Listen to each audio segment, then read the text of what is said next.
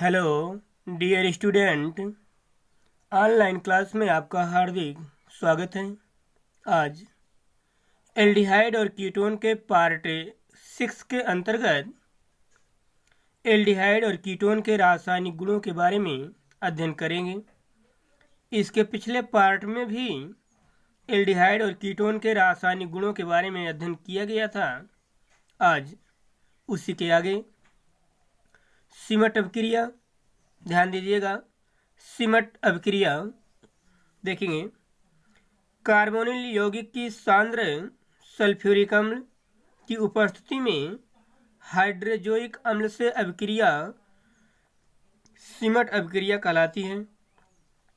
कहने का मतलब यह है कि यदि कोई भी कार्बोनिल यौगिक है, उसको यदि सांद्र सल्फ्यूरिक अम्ल की उपस्थिति में हाइड्रोजोइक अम्ल से अभिक्रिया कराते हैं तो अभिक्रिया कौन सी अभिक्रिया कहलाएगी? सिमट अभिक्रिया। आप देखें, एल्डिहाइड RCHO, हाइड्रोजोइक अम्ल HN3। HN3 को क्या कहते हैं? हाइड्रोजोइक अम्ल। हाइड्रोजोइक अम्ल इन प्रेजेंस ऑफ सल्फ्यूरिक अम्ल से जब अभिक्रिया कराते हैं तो एल्किल साइनाइड और RnHCHO primary amine plus EN2 का मिश्रण प्राप्त होता है।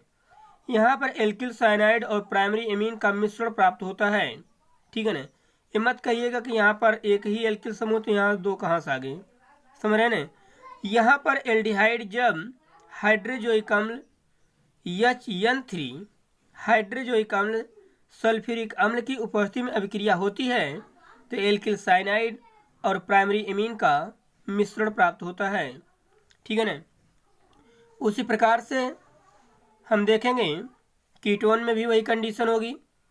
यहाँ पर ketone RCOR in presence of hydrazoic अम्ल सल्फ्यूरिक अम्ल की उपस्थिति में अभिक्रिया होती है तो प्राइमरी एमीन देता है RnH2 और कार्बन डाइऑक्साइड और EN2 उत्पन्न होते हैं, समझ रहे ना। कार्बन डाइऑक्साइड और EN2 इनका मिश्रण प्राप्त होता है। हमारा कहने मतलब यह था कि यदि एल्डिहाइड और कीटोन का हाइड्रोजोइक अम्ल से अभिक्रिया कराते हैं तो प्राइमरी एमीन प्राप्त होता है। यहाँ पर प्राइमरी एमीन और एल्किल साइनाइड मिश्रण के रूप में और यहाँ पर प्राइमरी एमीन उत्पन्न होता है, ठीक है ना। आइए हम आगे एल्डिहाइड और कीटोन की अभिक्रियाओं में भिन्नता। अभी तक जितने भी रासायनिक गुण हमने बताया आपको, जिसमें एल्डिहाइड और कीटोन रासायनिक गुणों में समानता प्रदर्शित करते थे, लेकिन यहाँ पर जितने गुण बताए जाएंगे एल्डिहाइड और कीटोनों की अभिक्रियाओं में भिन्नता, अब ऐसे गुण हम बताएंगे जिसमें एल्डिहाइड और कीटोन गुणों में भिन्नता प्रदर्शित करते हैं। मीन्स कि जो रिएक्शन एल्डिहाइड देगा वो कीटोन नहीं देगा, या कीटोन दे रहा तो एल्डिहाइड नहीं देगा। अभी तक जितने भी प्रॉपर्टी पढ़ाई गई एल्डिहाइड और कीटोन की, वो सभी एल्डिहाइड और कीटोन समान यौगिक उत्पन्न करते थे, समान उत्पाद उत्पन्न करते थे। अब जो पढ़ाया जाएगा एल्डिहाइड और कीटोनों की अभिक्रियाओं में भिन्नता, दोनों की अभिक्रियाएं कैसे रासायनिक गुणों में वो भिन्नता प्रदर्शित करते हैं उसके बारे में बताया जाएगा, ठीक है ना। तो आइए, पहला सांद्र सोडियम हाइड्रोक्साइड से अभिक्रिया।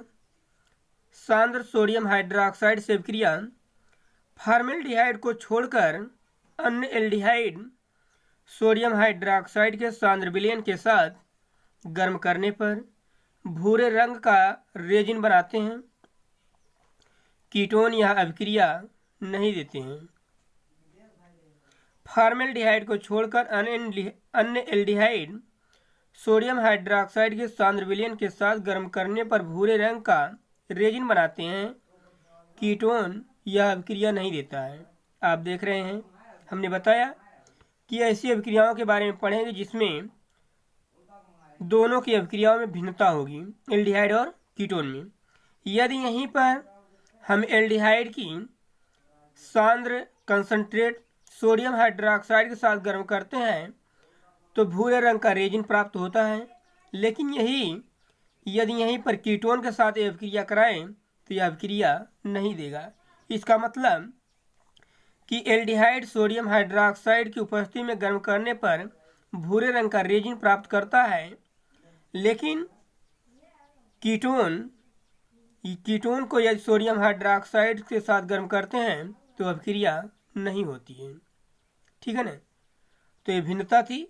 सोडियम हाइड्रोक्साइड के साथ फॉर्मेल्डिहाइड अभिक्रिया देता है, रेजिन बनाता है, लेकिन कीटोन अभिक्रिया नहीं देता है।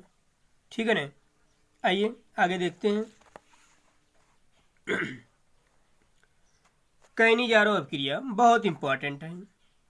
कैनिजारो अभिक्रिया बहुत इंपॉर्टेंट है, ध्यान दीजिएगा। कैनिजारो अभिक्रिया फॉर्मेल्डिहाइड की सोडियम हाइड्रोक्साइड के सांद्र विलयन के साथ क्रिया कराने पर फॉर्मेल्डिहाइड का एक अणु मेथिल अल्कोहल में अपचयित होता है और दूसरा अणु फॉर्मिक अम्ल के लवण में ऑक्सीकृत करता है। ध्यान दीजिएगा, फॉर्मेल्डिहाइड की सोडियम हाइड्रोक्साइड के सांद्र विलयन के साथ क्रिया कराने पर फॉर्मेल्डिहाइड का एक मालिक्यूल मेथिल अल्कोहल में अपचयित होता है और जो दूसरा मालिक्यूल होता है वो फॉर्मिक अम्ल के साल्ट में ऑक्सीकृत करता है। ठीक है ना। ध्यान दीजिएगा, जो कैनिजारो अभिक्रिया होती है, जिन एल्डिहाइडों में अल्फा हाइड्रोजन अनुपस्थित होता है, जिन एल्डिहाइड में अल्फा हाइड्रोजन नहीं पाए जाते हैं, वही यौगिक कैनिजारो अभिक्रिया देता है। वही पदार्थ सांद्र सोडियम हाइड्रोक्साइड विलयन के साथ कैनिजारो अभिक्रिया करते हैं जिन यौगिक में अल्फा हाइड्रोजन अनुपस्थित होता है। ठीक है ना। जैसे हम यदि फॉर्मेल्डिहाइड की बात करें तो फॉर्मेल्डिहाइड में अल्फा हाइड्रोजन नहीं पाया जाता है। फॉर्मेल्डिहाइड का जो यहाँ पर HCHO है, HCHO, आप बताएं CHO है और एक H है, या इस प्रकार से लिखें।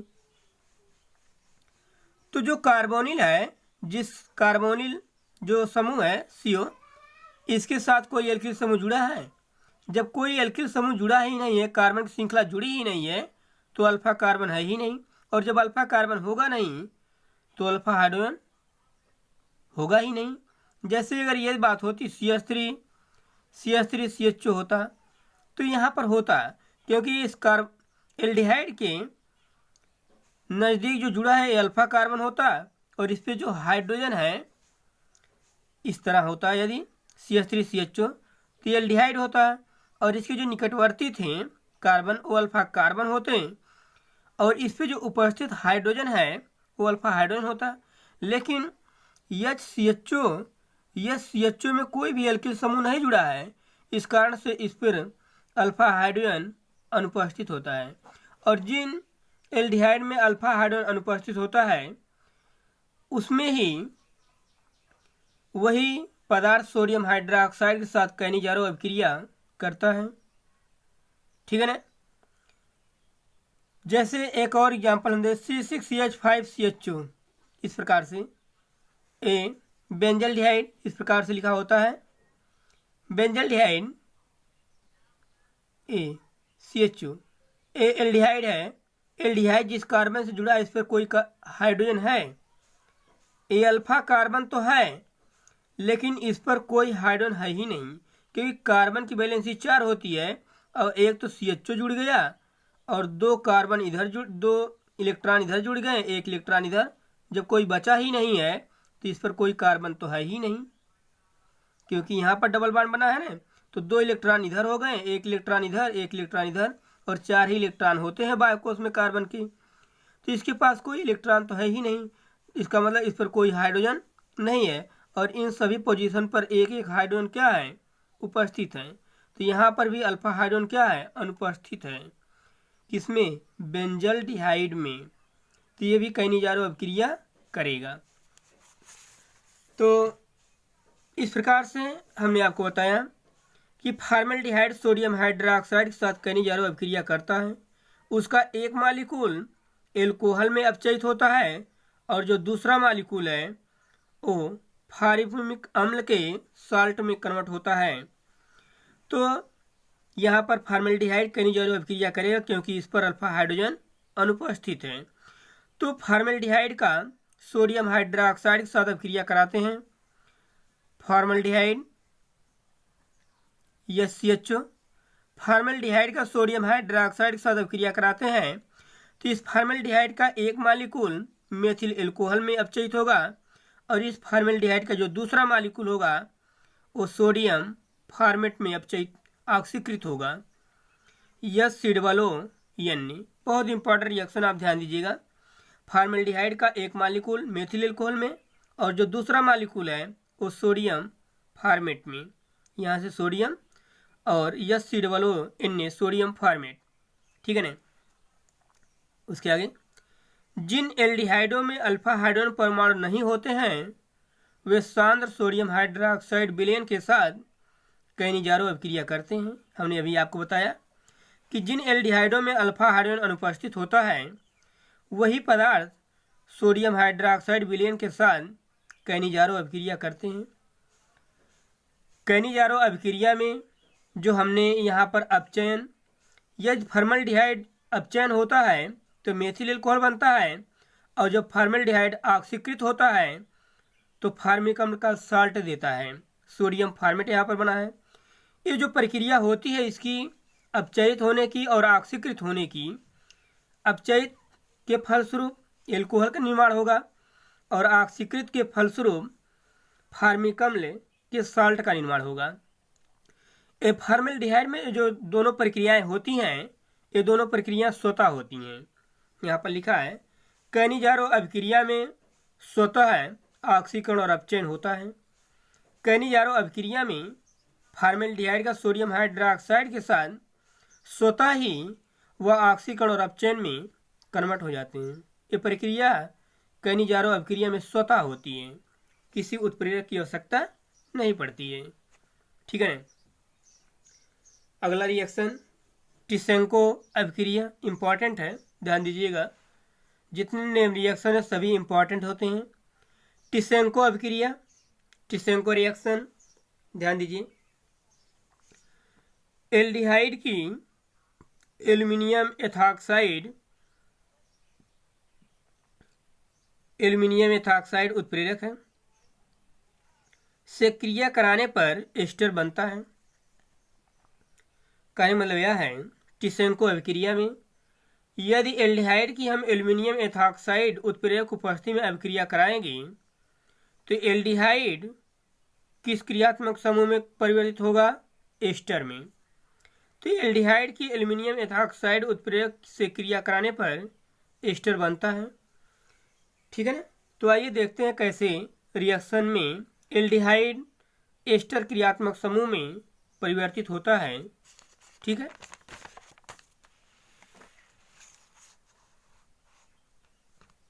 ध्यान दीजिएगा। हाँ, एल्डिहाइड है, दो molecule RCHO, R means alkyl समूह। एल्डिहाइड की जब हम एल्युमिनियम एथॉक्साइड, एल्युमिनियम की संयोजकता 3 होती है, इस कारण से एथॉक्साइड के 3 मालिकूल जुड़े हुए हैं। OC2H5 थ्राइज यहाँ पर लिखा गया है। एल्युमिनियम एथॉक्साइड उत्प्रेरक उपस्थिति में एल्डिहाइड कन्वर्ट होता है एस्टर में, यहाँ पर बनेगा RCOOCH2R। एक कौन सा क्रियात्मक समूह है? एस्टर। कुछ है नहीं टिसेंको अभिक्रिया में, आप सिर्फ इतना ध्यान दीजिएगा कि एल्डिहाइड के जो 2 मालिकूल हैं यही दोनों मालिकूल एल्युमिनियम एथॉक्साइड उत्प्रेरक उपस्थिति में जब अभिक्रिया होती है तो ये कन्वर्ट हो जाते हैं एस्टर क्रियात्मक समूह में। यहाँ पर R एल्किल समूह, कार्बन की श्रृंखला है वो 1 2 3 4 कुछ भी हो सकती है, तो बनेगा RCOOCH2R। किस क्रियात्मक समूह का निर्माण होगा? एस्टर का, ठीक है ना। तो ध्यान दीजिएगा टिसेंको अभिक्रिया इंपॉर्टेंट है। अगली हेडिंग अमोनिया से अभिक्रिया, ध्यान दीजिएगा। अमोनिया से अभिक्रिया, फॉर्मेल्डिहाइड अमोनिया के साथ अभिक्रिया करके हेक्सामेथिलीन टेट्राएमीन बनाती है, जिसे हेक्सामाइन या यूरोट्रोपिन भी कहते हैं। कहने मतलब यह है कि जब फॉर्मेल्डिहाइड का हम अमोनिया के साथ अभिक्रिया कराते हैं तो हेक्सामेथिलीन टेट्राएमीन बनाती है, जिसे एक नाम से जानते हैं हेक्सामाइन या यूरोट्रोपिन भी कहते हैं। बहुत इंपॉर्टेंट है यूरोट्रोपिन कैसे बनाया जाता है। जब हम फॉर्मेल्डिहाइड का अमोनिया से अभिक्रिया कराते हैं तो कैसे वो कन्वर्ट होता है हेक्सामेथिलीन टेट्राएमीन या उसी कहते हैं यूरोट्रोपिन। ठीक है ना, आइए देखते हैं।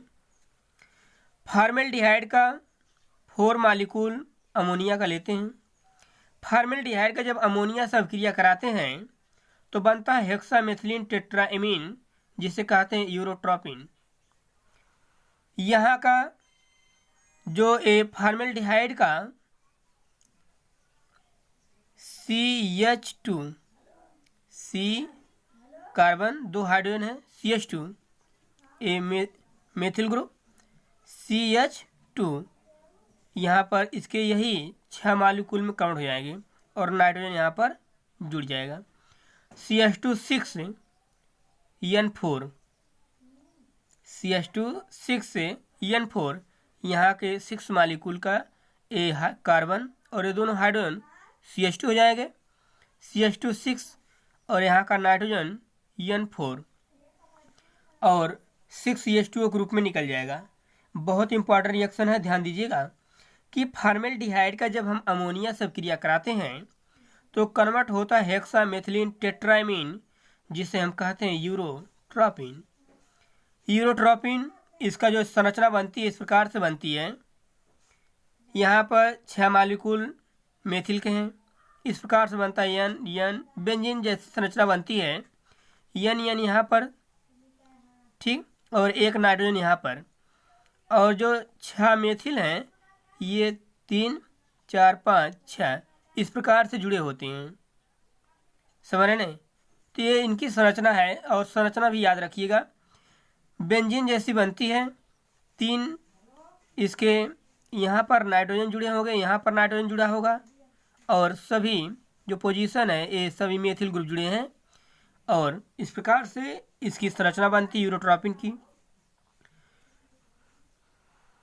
देखेंगे यूरोट्रोपिन एक क्रिस्टलीय यौगिक है जिसका उपयोग औषध के रूप में गठिया और यूरिन प्रतिरोधी के रूप में किया जाता है। मतलब कि यदि यूरिनल में कोई प्रॉब्लम हो या गठिया रोग हो जाता है तो उसमें एंटीसेप्टिक रूप में उपयोग किया जाता है यूरोट्रोपिन का। बहुत इंपॉर्टेंट है, ध्यान दीजिएगा। यूरोट्रोपिन एक क्रिस्टलीय यौगिक होता है जिसका उपयोग औषध के रूप में किया जाता है। पहले उपयोग उसका मतलब गठिया रोग में और दूसरा यूरिन इन्फेक्शन में उनके एंटीसेप्टिक रूप में इसका उपयोग किया जाता है यूरोट्रोपिन का। ठीक है ना?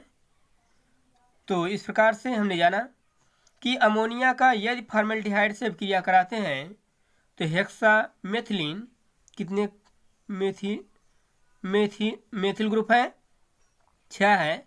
इसका answer hexamethylene tetraammine, tetra means 4, tetraammine hexamethylene tetraammine, ध्यान दीजिएगा। तो यूरोट्रोपिन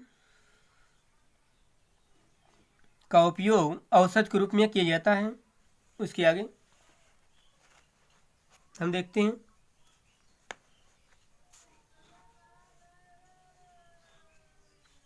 अगला रिएक्शन बहुलकीकरण, पॉलीमराइजेशन। बहुलकीकरण होने पर फॉर्मेल्डिहाइड क्या यौगिक बनाता है? ध्यान दीजिए, जब हम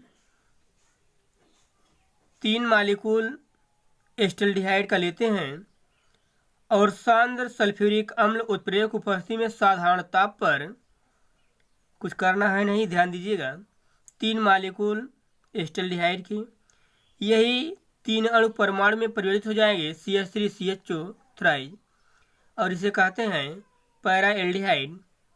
कहने मतलब हमारा यह था कि यदि एस्टल्डिहाइड के 3 मालिक्यूल का हम सांद्र सल्फ्यूरिक अम्ल उत्प्रेरक उपस्थिति में साधारण ताप पर अभिक्रिया कराते हैं तो एस्टल्डिहाइड पैरा एल्डिहाइड में परिवर्तित हो जाता है। कुछ करना है ही नहीं, CH3CHO जो 3 अणु है उसी को परमाणु में CH3CHO थ्राइज कर दीजिए, बन जाएगा पैरा एल्डिहाइड।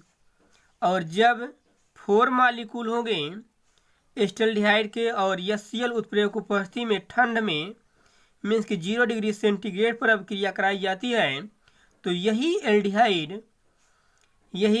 एल्डिहाइड कन्वर्ट हो जाता है मेटा एल्डिहाइड में। कुछ करना है नहीं, 4 मालिक्यूल CH3CHO के हैं, CH3CHO 4 कर दीजिएगा तो ये मेटा एल्डिहाइड हो जाएगा। समझ रहे? सिर्फ परिवर्तित कर देना है आपको इनके अणुओं की संख्या को यहाँ पर इस रूप में, तो ये कन्वर्ट हो जाएगा किस में। तो यदि 3 मालिक्यूल होगा, आप ध्यान सिर्फ इतना दीजिएगा कि यदि एस्टल्डिहाइड के 3 मालिक्यूल परिवर्तित होता है तो पैरा एल्डिहाइड बनता है, और यदि 4 मालिक्यूल परिवर्तित होता है HCl उत्प्रेरक और ठंड वातावरण में तो मेटा एल्डिहाइड बनता है और कीटोन का बहुलकीकरण नहीं होता है।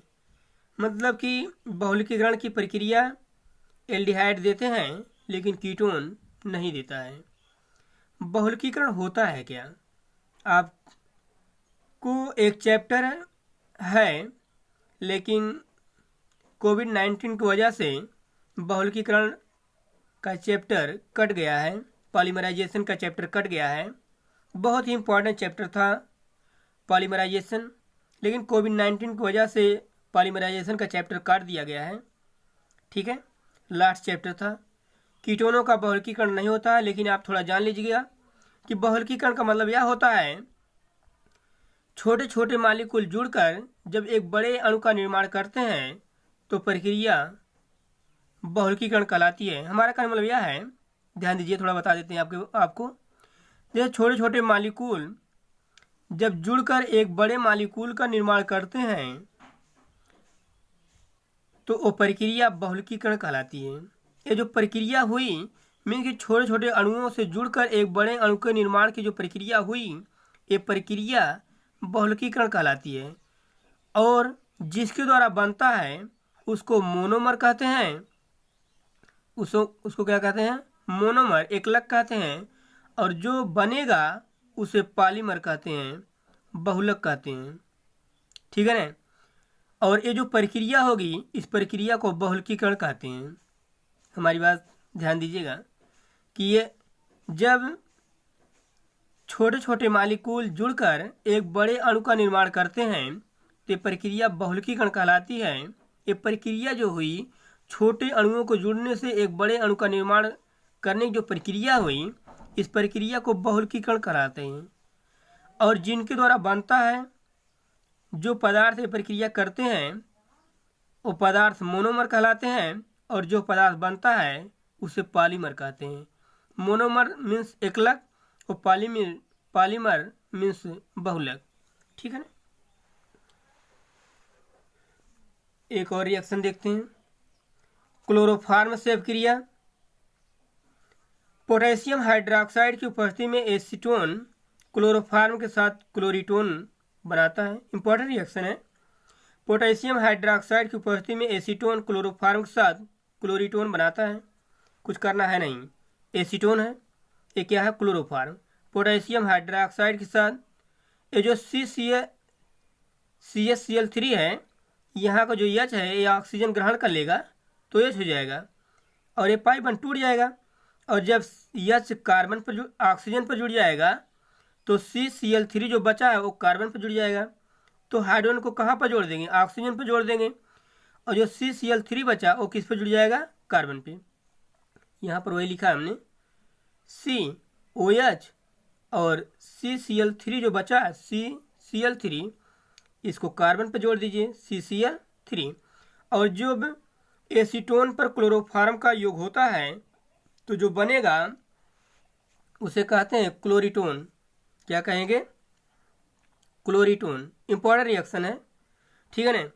तो इस प्रकार से हमने देखा कि यदि एसीटोन का हम क्लोरोफॉर्म से अभिक्रिया कराते हैं तो क्लोरीटोन देता है, लेकिन ये अभिक्रिया एल्डिहाइड नहीं देता है। इस प्रकार से कीटोन और एल्डिहाइड के गुणों में भिन्नता होती है।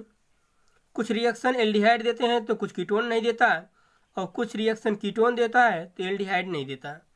ठीक है ना।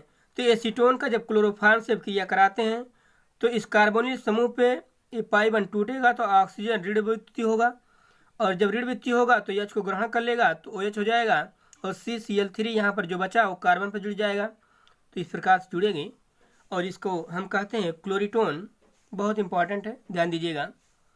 इस प्रकार से हमने आज एल्डिहाइड और कीटोन के रासायनिक गुणों में भिन्नता के बारे में, कैसे वो रासायनिक गुण में भिन्नता प्रदर्शित करते हैं, उसके बारे में आपको बताया। ठीक है, आज का क्लास यहीं पर समाप्त होता है। नेक्स्ट क्लास अगले दिन। Thank you very much.